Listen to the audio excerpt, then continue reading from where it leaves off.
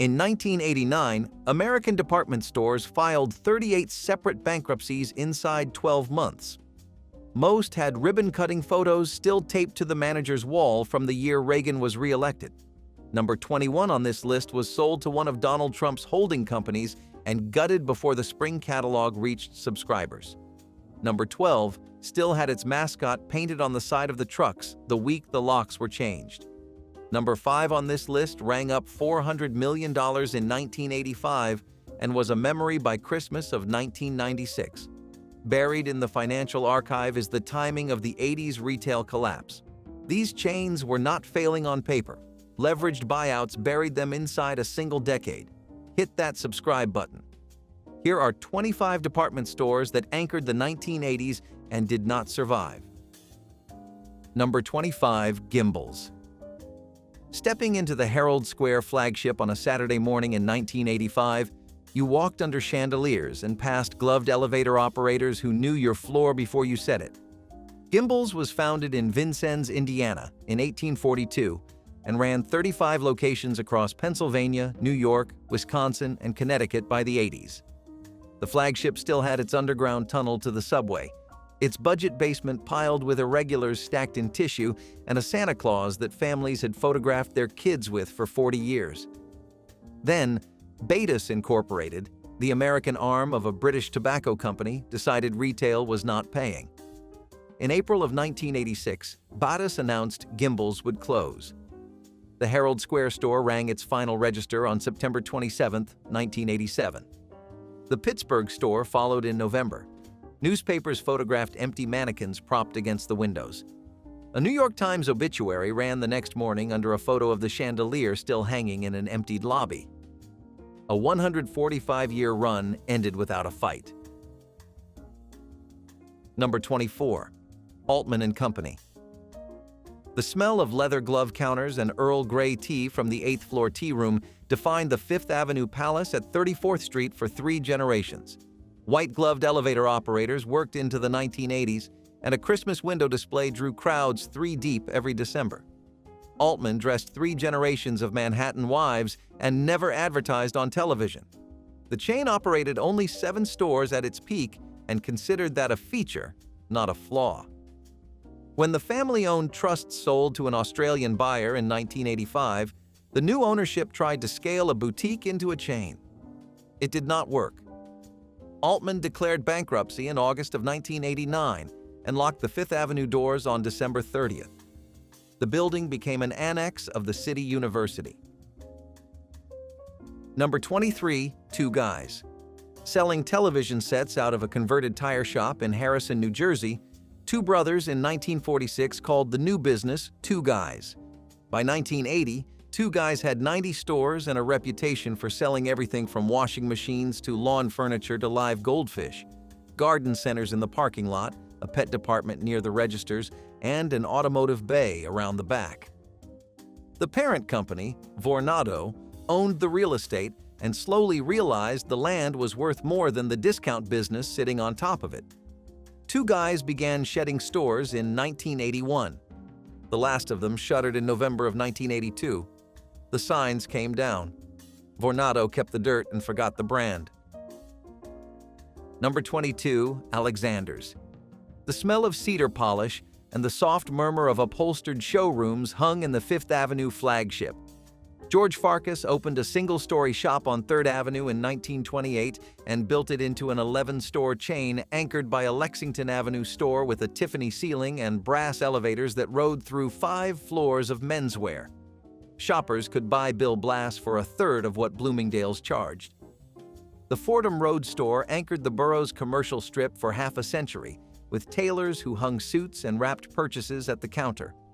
The chain was profitable until it was not.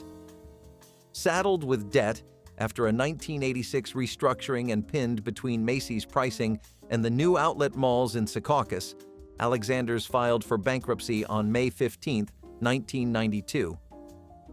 The Lexington Avenue store had closed earlier that year, and the building eventually became the Bloomberg Tower. The Lexington flagship had run for 54 years. Number 21, Bonwit Teller. The bronze doors on Fifth Avenue opened onto a specialty store known for its violet boxes and silk-lined hat tissue. Bonwit Teller had 13 stores in 1980, every one of them carpeted, mirrored, and quiet. Sales clerks worked on commission and remembered which suits you had bought 5 seasons ago. The Fifth Avenue flagship at 56th Street was torn down in 1980 to make way for Trump Tower, and the Art Deco bas-reliefs on its facade were destroyed despite a promise to donate them to the Metropolitan Museum. The demolition crews jackhammered the limestone women on a Sunday afternoon to make the deadline. Bonwit limped on through several ownership changes. In June of 1989, the entire chain went into bankruptcy. The violet boxes ended up in vintage shops. Number 20. EJ Korvette.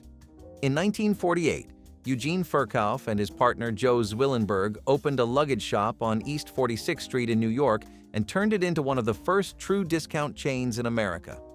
A father shopping for a Magnavox television on a Saturday afternoon could walk out paying 20% less than at Macy's down the block. By 1966, Korvette ran 58 stores and grossed over $700 million a year. Big concrete boxes with green and orange signs and prices marked below manufacturer suggested retail, when that was still a radical idea. The chain entered the 1980s already wounded. Owned at that point by the French Agache Willot Group, Korvette had stopped expanding and was losing $2 on every transaction in the appliance department. On Christmas Eve of 1980, the company announced it would liquidate. Every remaining Korvette store closed by February of 1981. Walmart took the formula and the customers. Number 19. Woolco. In 1982, 336 Woolco stores ran across America and lost money on every single one. Each store was a single-floor concrete box with a red grill snack bar near the front, where chicken and dumplings sold for under $3, a pharmacy in the back, and a record aisle in between. Woolco was the big box sibling of the F.W. Woolworth Five and Dime, launched on June 6, 1962 in Columbus, Ohio, to compete with Kmart, which had opened its own first store 3 months earlier. The format was sound. The execution was not. Woolco bled money while Walmart and Target sharpened their logistics. On September 24, 1982, F.W. Woolworth announced it would close every Woolco store in the United States. By January of 1983, every American Woolco had gone dark. The inventory liquidation, valued at roughly $1 billion, was the largest retail wind-down in United States history at the time. The Canadian arm survived another decade before Walmart Canada bought it for the real estate. Most Americans under 50 have never heard the name. Number 18. Zayre. On Saturday mornings in Massachusetts, the red Z inside a circle marked 423 stores at the 1986 peak, from Maine to Florida, with a shoplifting rate that ran double the industry average. Cousins Stanley and Sumner Feldberg, sons of Russian Jewish immigrants who had settled in Chelsea, opened the first Zayre in Hyannis in 1956 and ran it out of Framingham, Massachusetts. A housewife with a clipper full of weekly coupons could feed a family for a week on what she saved at the Saturday morning aisles. Stock boys hung polyester slacks on the racks and wrapped winter coats in plastic by the rear loading dock. Then the trouble started. Shoplifting losses ran double the industry average, and the buying offices were still placing orders the way they had in 1972. In October of 1988, Zayre sold its entire discount division to Ames for $431 million in cash plus preferred stock. The corporation kept its more profitable TJ Maxx subsidiary and merged into it the following June. The stores became Ames. Most became empty lots. Number 17. Montgomery Ward. Order it from the catalog, a farmer in Nebraska would tell his wife on a winter evening through the 70s. Here's the part they leave out of the business histories. In 1872, Aaron Montgomery Ward, a traveling salesman from Niles, Michigan, printed his first mail-order catalog in a Chicago loft and built the company that taught rural America how to shop without going to town. The catalog was a single sheet of paper that first year, listing 163 items. By 1900, it had grown to over 1,000 pages, and a farmer in Nebraska called it the Wish Book and read it cover to cover by lantern light. By 1980, Ward was the 7th largest retailer in the United States and ran a catalog showroom system that let a housewife in Pomona phone in an order on Monday and pick it up at the auto center on Friday. The catalog operation closed in 1985, ending a 112-year run. The store division still anchored 417 mall locations through the late 80s, each with an auto service center, an appliance showroom where dishwashers were laid out by price, and a candy counter near the entrance. Mobil Oil bought the company in 1976 for diversification and sold it to a leveraged buyout group led by GE Capital in 1988 for $1.2 billion. The buyout was financed with $700 million in junk debt that Ward could never service through retail margins. The new ownership tried to reposition Ward as a specialty chain, then as an electronics chain, then as a clothing chain. Nothing took. The Christmas catalog had been the heart of the company, and the catalog was gone. Bankruptcy came on July 7, 1997.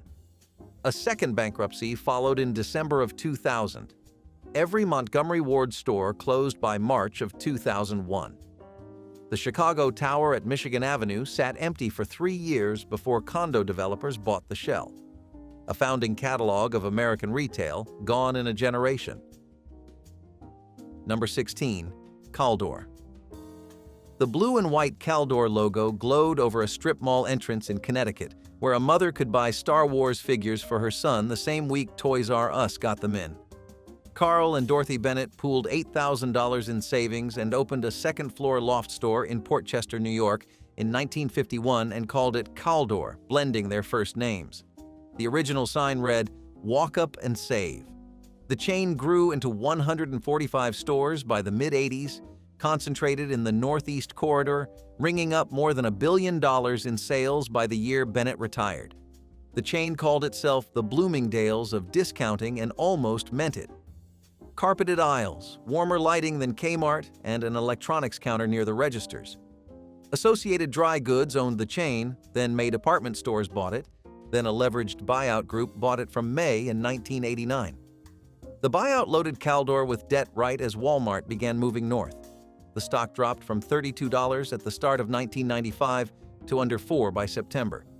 Caldor filed for bankruptcy on September 18, 1995, and tried to reorganize for 4 years before giving up. Every store was closed by May of 1999. Most became Kohl's. Number 15. Bradley's. Standing in a coffee shop near Bradley International Airport in Windsor Locks one afternoon in the late 50s, 3 Connecticut businessmen named Morris Leff, Edward Curzon, and Isidore Burson sketched out the plan for a discount store and named the chain after the airport itself. The first Bradley's opened in New London, Connecticut on March 14, 1958, with each department leased to a separate licensee rather than owned outright. Stop & Shop acquired the company in 1961 and ran it for 31 years. The chain grew under that distinctive orange and brown striped exterior, and the stripe down the side of every building became one of the most recognized signs in Northeast retail. By the 1990 peak, Bradley's ran more than 100 locations across 7 states and employed close to 10,000 people. The toy aisle smelled like fresh plastic, and the carpet inside the front entrance was always the same shade of industrial gray. The chain had good locations and a workable inventory system. What it did not have was the buying power of Walmart. Stop & Shop spun off Bradley's in 1992. The independent company filed for Chapter 11 a year later, emerged in 1995, and filed for Chapter 7 in December of 2000. Every Bradley's in the country closed by March 15, 2001. The orange stripes faded for years. You can drive past the bones if you know what you're looking at. Number 14. Hills Department Stores. Running a chain of hosiery stores in Youngstown, Ohio through the early 50s, Herbert H. Goldberger pivoted to discount retailing and opened the first Hills in 1957. The chain bore his stamp for almost 3 decades. By 1964, there were 7 Hills stores, and Goldberger sold the chain to SCOA Industries, the Shoe Corporation of America, headquartered in Columbus. He stayed on and ran it. Hills grew into a 150-store chain by 1985, famous for the cassette tape aisle that ran longer than the grocery section, where stock boys laid out fresh cardboard displays every Friday afternoon. A child with $5 from his father had an entire Saturday afternoon to spend on the rack. The chain made money through the early 80s. Then, in 1985, Goldberger partnered with Boston takeover specialist Thomas H. Lee on a $642 million leveraged buyout of SCOA, kept Hills, and sold off the rest. The debt sat on Hills' books and never came off. The chain bought 33 Gold Circle stores from Federated in 1989 and piled on more debt. Bankruptcy came in February of 1991. Hills sold itself to Ames in late 1998 and watched its name vanish by 1999. Number 13. Ames Department Stores. The smell of warmth from electric heaters and floor polish at an Ames in upstate New York defined Sunday afternoons through the late 80s. A father with 2 kids in tow could walk out with jeans, sneakers, and a transistor radio before the snack bar opened. Ames bought Zayre, then bought Hills, then collapsed under the weight of both deals. The chain opened its first store in Southbridge, Massachusetts in 1958 and grew to 448 stores by 1989, specializing in small-town America. The Zayre acquisition in 1988 doubled the company in a single deal. Ames could not absorb it. Bankruptcy came in April of 1990. Ames emerged, expanded again with the Hills purchase, and went bankrupt a second time in August of 2001. Every Ames was closed by the end of 2002. The corporate offices in Rocky Hill, Connecticut, are an insurance broker now. Number 12. Jamesway. Walk into any Jamesway in upstate New York or rural Pennsylvania in 1987, and the toy aisle ran longer than the grocery section. Herbert Fisher opened the first store in Jamestown, New York in 1961, and the chain took its name from that first town. The chain ran 138 stores across the Mid-Atlantic at its 1991 peak, employing close to 6,000 people, and called itself the smarter way to spend. Jamesway operated out of Secaucus, New Jersey, and was best known for its plywood-floored toy aisle, its blue and yellow logo, and its weekend circular that came folded inside the Sunday paper. The chain swallowed shuttered Two Guys and Woolco locations through the 70s and 80s and grew on cheap real estate. The chain made it through the early 80s on thin margins. It did not make it through the late 80s intact. Jamesway filed for bankruptcy on July 19, 1993, emerged the following January with 90 stores, and filed again in October of 1995. Trucks were still rolling out of the Secaucus warehouse with the mascot painted on the side when the locks went on. Number 11. TG&Y. Every family kitchen drawer in towns of fewer than 5,000 people across the South and Southwest had something bought at TG&Y. 930 stores under one banner.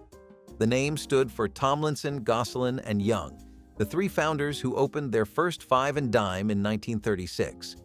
The chain carried fishing tackle, garden seeds, and the kind of plastic dinnerware families kept in the kitchen drawer for 40 years. Household International bought the company in 1986 and immediately began closing locations. By 1989, only 196 TG&Y stores remained. The chain was sold to McCrory's in 1995, and the last TG&Y closed in 2002. Walmart had replaced everyone. Small-town Oklahoma never forgot. Number 10. Best Products. The Christmas catalog landed on coffee tables in October and ran to over 500 pages of toasters and tennis bracelets and pop-up tents. Best Products was a catalog showroom chain headquartered in Richmond, Virginia, with 162 locations at its peak. The buildings were designed by James Wines and featured tilting facades, peeling brick corners, and entrances that looked sliced off with a giant knife. Inside, a father flipped through a smaller catalog at a counter, filled out a slip, and waited for a stockroom clerk to bring his jewelry or toaster down a conveyor belt. Workers wrapped each item in tissue and laid it in a plastic bag before the customer left. The format peaked in 1986.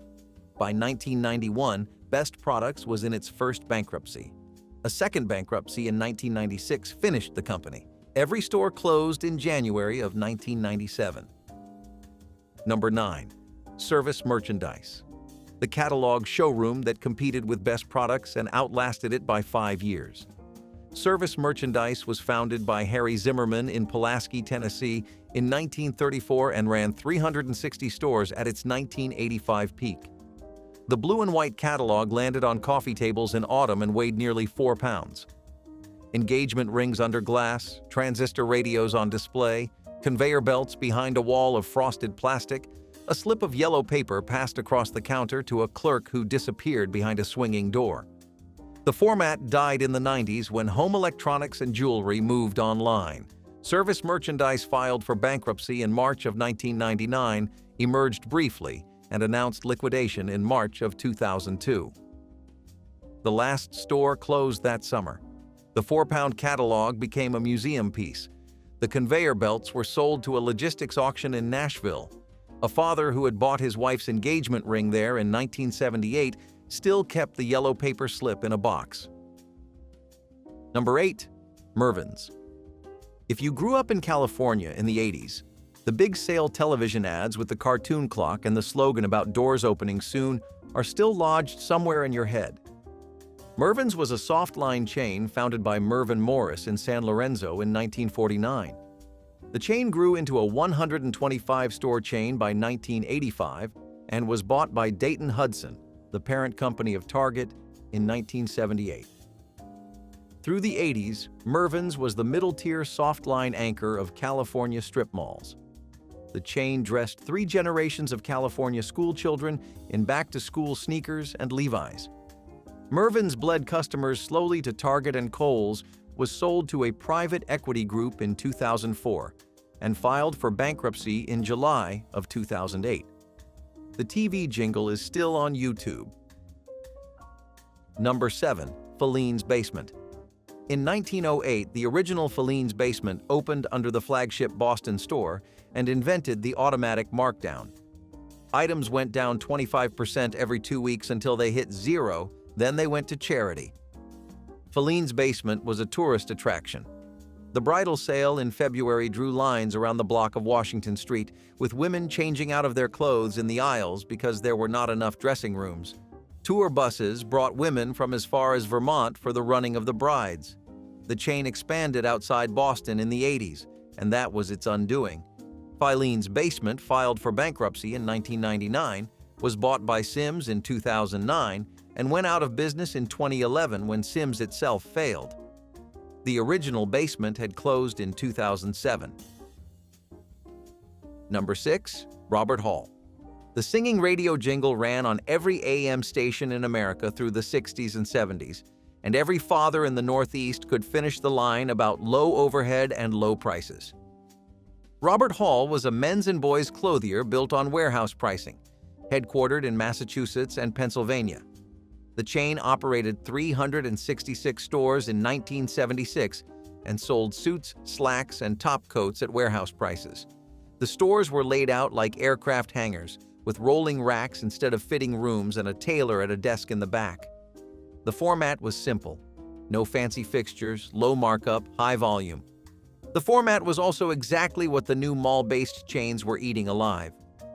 Robert Hall filed for bankruptcy in June of 1977, and the last store closed by the spring of 1978. The jingle outlived the chain on oldies radio. Number 5. Strawbridge and Clothier. Strawbridge and Clothier was founded by 2 Quakers in Philadelphia in 1868 and run by their families for 128 years. The Center City flagship at 8th and Market Streets had a Christmas village in the basement, a tea room on the 8th floor, and a clock at the corner that Philadelphians used as a meeting point for 4 generations. A mother and her child could meet a husband downtown at the clock and walk together to the Clover Budget Annex, where working-class shoppers had the same loyalty as the suit buyers upstairs. The Clover Budget Annex sat one floor below the salon and ran on the same charge accounts as the suit department upstairs. Strawbridge operated 13 stores by 1990, rang up $400 million in 1985, and was profitable into the early 90s. The family decided to sell. May Department Stores acquired the chain in July of 1996 and converted every location to Lord & Taylor or Macy's. The Strawbridge clock came down on a Tuesday in 2006 and went into storage at the Philadelphia History Museum. A Philadelphia Saturday afternoon ritual ended on a single Tuesday morning. Number 4. Wieboldts. In 1883, a Bavarian immigrant named William Wiebold opened a dry goods stand on Milwaukee Avenue in Chicago and slowly built it into one of the city's anchor department store chains. Wieboldts ran 12 stores in the Chicago area at its peak and anchored a generation of North Side neighborhoods. The flagship on State Street had a basement bargain floor, a fur salon on the 4th floor, and a candy department that Chicagoans still talk about. The chain catered to second-generation immigrant families who wanted Marshall Field's quality at prices a streetcar conductor could afford. The chain filed for bankruptcy on September 23, 1986. The last Wieboldts store in Randhurst Mall closed in August of 1987. Marshall Fields absorbed some of the leases. The Wiebold name lives on a foundation that still funds Chicago social work. Number 3. Goldblatt's. Goldblatt's was founded in 1914 by 4 brothers, Maurice, Nathan, Louis, and Joel, who started with a corner store on Chicago Avenue and built the company on layaway and bargain prices. The chain ran 47 stores across the Midwest at its peak and dressed 2 generations of working-class families on the South and West sides. The chain ran a discount basement in every store, a furniture department, and an in-store credit operation that lent more money to its customers than some neighborhood banks. The chain filed for bankruptcy in 1981 after a failed expansion. Goldblatt's reorganized into a smaller 15-store operation, hung on through the 80s as a deep discount chain, and filed for bankruptcy a second time in 2000. The State Street flagship became the Chicago Public Library Harold Washington branch. Number 2. McCrory's. The smell of warm cashews, popcorn, and parakeet seed defined a McCrory's on a small-town Pennsylvania Main Street every Saturday afternoon. A child with a quarter in his pocket could buy a paper sack of candy and a goldfish in the same trip. 1,200 locations under one corporate umbrella at its 1981 peak. The variety chain was founded by John Graham McCrory in Scottdale, Pennsylvania, in 1882 and grew into a 1,000-store empire under different banners including McCrory, McClellan, J.J. Newberry, H.L. Green, and S.H. Kress. The chain operated penny candy counters, goldfish bowls, and pet supplies. The wooden floors creaked and the cash registers rang with little brass bells. McCrory's bought TG&Y in 1995 and choked on the debt. By the mid-90s, McCrory's was closing stores by the hundreds. The final liquidation began in February of 2001. The S.H. Kress storefronts, with their terracotta facades, sat empty in southern downtowns for years. Number 1. Garfinkel's. On 14th and F Streets in Washington, the Garfinkel's flagship dressed first ladies and Senate wives for 85 years. The chain was founded by Julius Garfinkel in 1905. Garfinkel's operated 15 stores at its peak across the D.C. metropolitan area, with the flagship at 14th and F Streets serving as the unofficial uniform shop for the federal government. The 5th-floor designer salon dressed cabinet wives for inaugural balls and state dinners through 3 administrations. Mamie Eisenhower shopped there. So did Pat Nixon and Rosalind Carter. The chain was profitable. The chain was also bought, sold, and sold again through the 80s, ending up in the hands of Raleigh Stores Corporation in 1981. Bankruptcy came in May of 1990. Every Garfinkel's location closed by July of that year. The flagship building became an office complex. The 5th-floor designer salon became conference rooms. The dressmakers retired. A century of capital fashion ended at a federal courthouse in Alexandria. Make a quick trip to a strip mall on the edge of town and you can still see the bones. the orange stripe of a Bradley's fading on a beige wall, the Caldor footprint under a Kohl's, the Woolco snack bar tile peeking through the laminate of a Big Lots. These were the chains that built American suburbia between 1946 and 1985, and the chains that buried it between 1986 and 2001. 25 names, 1 decade, no survivors. 100 years of department store retailing ended on the loading dock of a Saturday night, and almost no one noticed it happening.